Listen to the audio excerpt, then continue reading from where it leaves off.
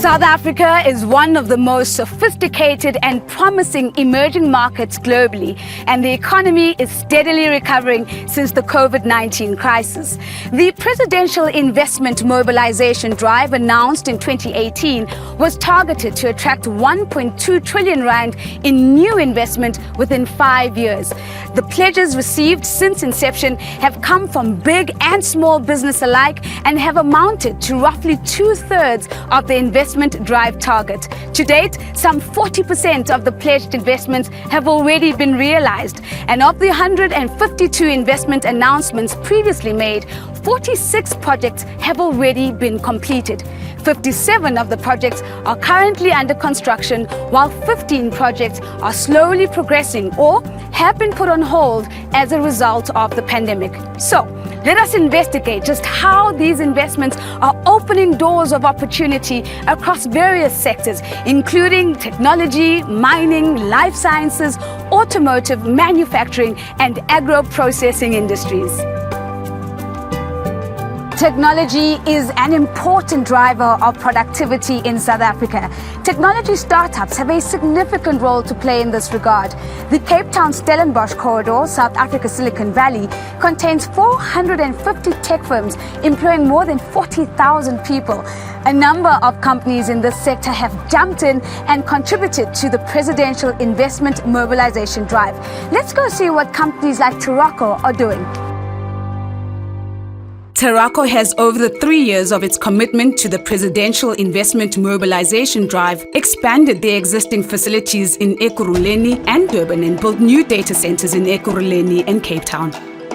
We've all come to rely heavily on technology to operate in the world. Vodacom's investment in expanding the 5G network through broadband-related infrastructure has made it possible for businesses, households, and schools to maintain their productivity. Such connectivity enabled, amongst others, the health sector to support COVID-19 virtual consultations and testing during the pandemic. Vodacom is also focused on ensuring that SMEs survive the economic impacts of COVID by facilitating the adoption of safe and secure digital solutions, utilizing advances in the Internet of Things, artificial intelligence, big data analytics, and financial services platforms.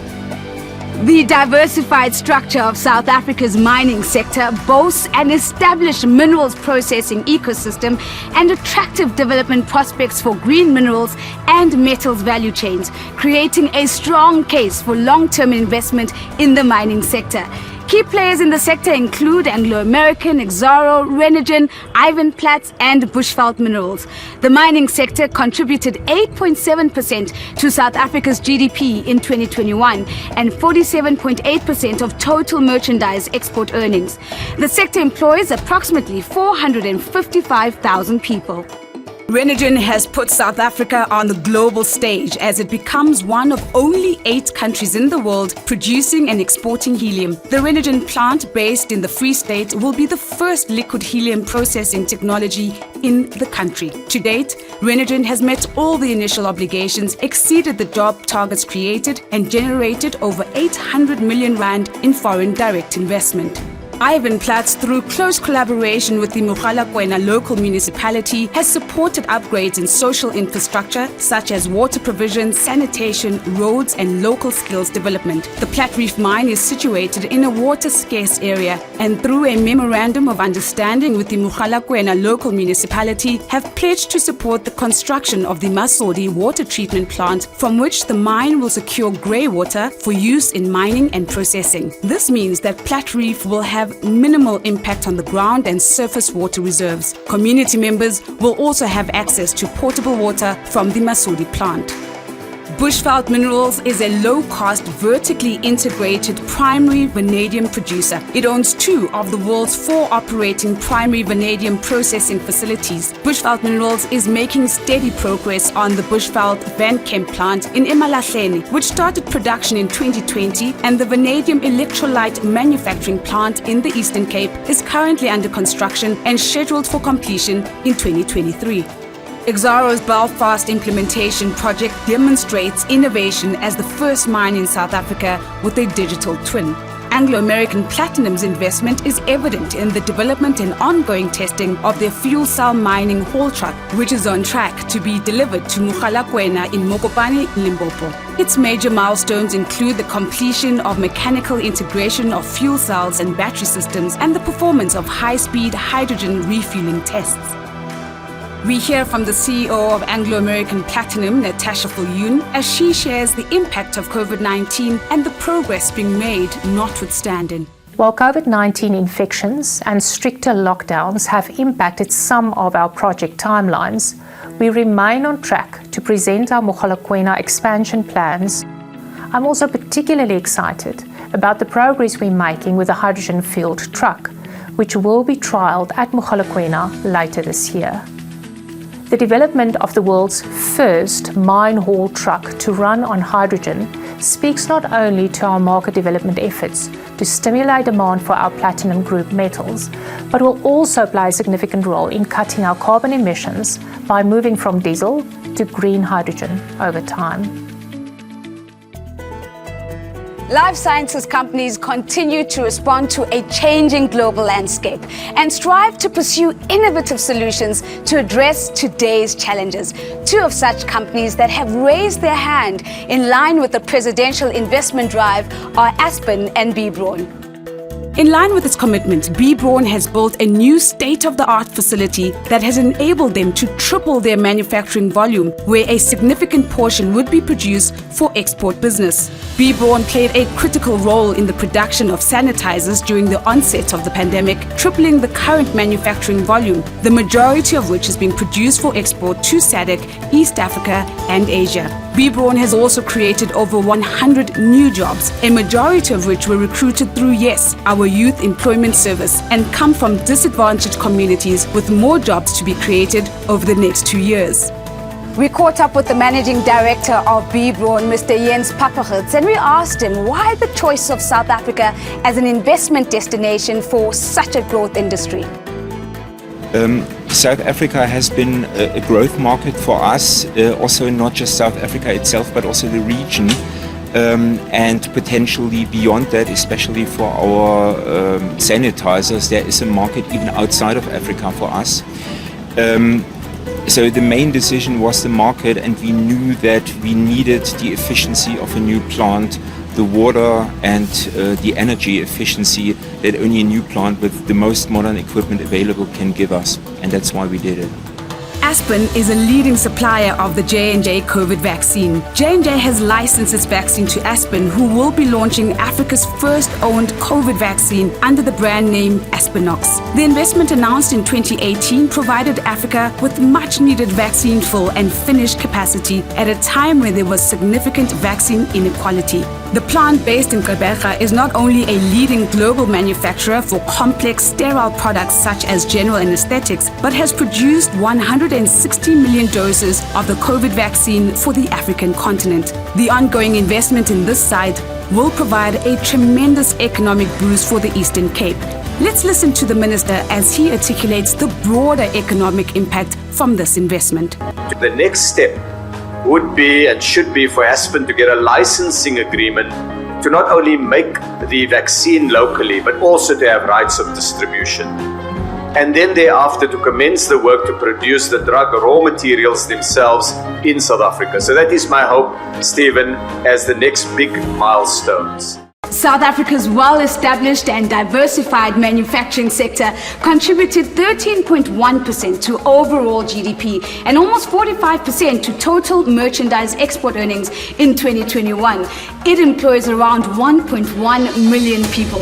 This is a sector with large integrated subsectors, including food processing, beverages, chemicals, motor vehicles, parts and accessories, machinery and equipment, fabricated metal products, paper and paper products, as well as wood and wood products.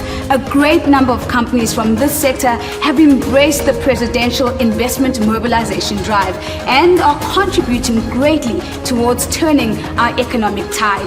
Two of these companies are Procter & Gamble and Sappi. We have embarked in a very exciting journey of localizing the raw material first time in South Africa in Johannesburg plant. We have localized 100% of non-woven materials. And we are working with purchasing in sourcing also other materials that we can still localize. The agro-processing sector has grown rapidly over the years, accounting for 2.9% of South Africa's GDP in 2020 and 4.5% of total merchandise export earnings in 2021. It employs approximately 245,000 people. And some of the players in this space are Dr. Utker and Into Foods. Two players stand out in this sector. One of these is Dr. Utker, who made a pledge towards expanding the production of pizza and ready-made meals. They affirm that through adversity often comes opportunity. Within the agro-processing industry, the COVID pandemic presented an opportunity for growth as market awareness on frozen pizzas and ready-made meals increased when the demand also increased. A new food manufacturing plant in Selby, Johannesburg was acquired and expanded to a new state-of-the-art factory that is 4 times larger and more than double the capacity of the old one. Ke happy le ke robetse ke happy ke a tswa re e ke tswa ke a ko Dr. Utker ke o bereka a ona ntwe ka ntibelang just because feme inkira hore ke thabe inkira hore ke be le motlotlo ka yona feme ke motlotlo ka re le bana baka ba phela bana baka ba ja ka baka la feme The second player is Into Foods, whose significant capital investments in the Paarl facility as well as the world-class facility in the OR Tambo Special Economic Zone has meant that Into Foods has become one of the largest fresh food facilities in Africa, especially now with its 5-star green industrial building in the retail and food services channels. The Paarl site, with its large production space, made the production of biscuits, rice cakes, cold-pressed juices, pizzas and other Woolworths ready-made meals possible. The facility includes new dryers, new cooling tunnel, improved sieving system, and it is environmentally friendly, reducing the amount of waste to landfills through its sustainable waste management processes. The new facilities increased revenue and added 600 jobs to the 1,300 existing jobs. The automotive industry in South Africa comprises a wide range of companies and organizations involved in the design, development, manufacturing, marketing, and selling of motor vehicles. To mention just a few are Motherson, Mercedes-Benz, VM Automotive, and Toyota, who've all been instrumental in the growth of the economy. In 2020, the motor vehicle parts and accessories sector accounted for 6.4% of manufacturing GDP and 0.84% of South Africa's overall GDP. On the retail trade front, the activities related to the sale, maintenance and repair of motor vehicles accounted for 1.8% of South Africa's GDP in 2020, down from 2% in 2019. This reflects the impact of the COVID-19 related restrictions on automotive manufacturing and retail. The automotive industry is one of the world's largest when it comes to revenue. However, it is also the industry with the highest spend on research and development. Motherson has, through its committed pledge, contributed to the product development and localization of parts and aligned positively with the localization drive by further investment in additional plant and machinery, improvement of employment and the efficiency of manpower through continuous training programs. I've grown a lot because when I came here, I think I was 26, I was 26 when I started here. And they gave me all the opportunities, also sent me to school to do internships of the job that I'm doing here. Mercedes-Benz has announced that the next generation C-Class will be produced in East London. This investment pledge resulted in the local production of the new C-Class sedan. This includes the construction of a new body shop, an upgrade of the assembly shop, as well as establishment of new logistics warehouse. Mercedes-Benz is not only investing in its own business, it is investing in its many suppliers and in the development of the infrastructure that supports the production and export of its vehicles. This investment reflects growing confidence in reviving the South African economy as well as in the socio-economic development of the East London region. VM Automotive is a fully transformed 100% black-owned automotive supplier of aluminium and steel components. Based in both East London, Eastern Cape as well as Roslyn, Gauteng, VM Automotive is part of the Black Industrialist program, taking pride in their strides. Introducing laser blanking as a new technology in the latest C-Class Mercedes-Benz W206 model is a flagship innovation. The launch of the local production of the Toyota Corolla Cross sparks South Africa's path towards transformation of the car-making business into a green industry success story. The Corolla Cross is the first ever Toyota hybrid car made on home soil. The 2.6 billion rand investment by Japanese multinational automotive manufacturer enables South Africa to be one of the only 7 global locations for the production of this hybrid car. With their skilled, productive workforce and competitive plant, the Corolla Cross will be exported to 40 countries across Africa, which will boost the African Continental Free Trade Area. Let's take a look at the presidential walkabout at the Toyota plant in Durban. I'm particularly pleased to see that announcement that was made has really led to the creation of so many jobs. What you were showcasing here, that it's 1,775 workers or jobs that have now been created through the announcement that you made at the investment conference. The Corolla has been produced in South Africa since 1975. It is significant that South Africa is one of only 7 global locations for the production of the Corolla Cross.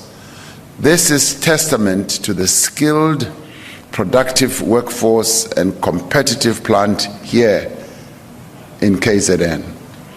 During the plant tour, I met workers, as I was saying, who are passionate and committed, and I saw the value of the skill program the management has put in. As we steadily move towards the 5-year timeline set by the President, it is evident that the presidential investment drive is successfully positioning South Africa as an investment destination of choice for growth industries.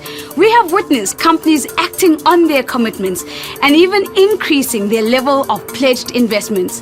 With such commitment towards the investment drive, there's renewed optimism towards our country's economic recovery and reconstruction. It is with such partnerships that we aim to deliver economic growth to tackle the challenges of inequality and poverty, and more importantly, to realize the goal of Vision 2030.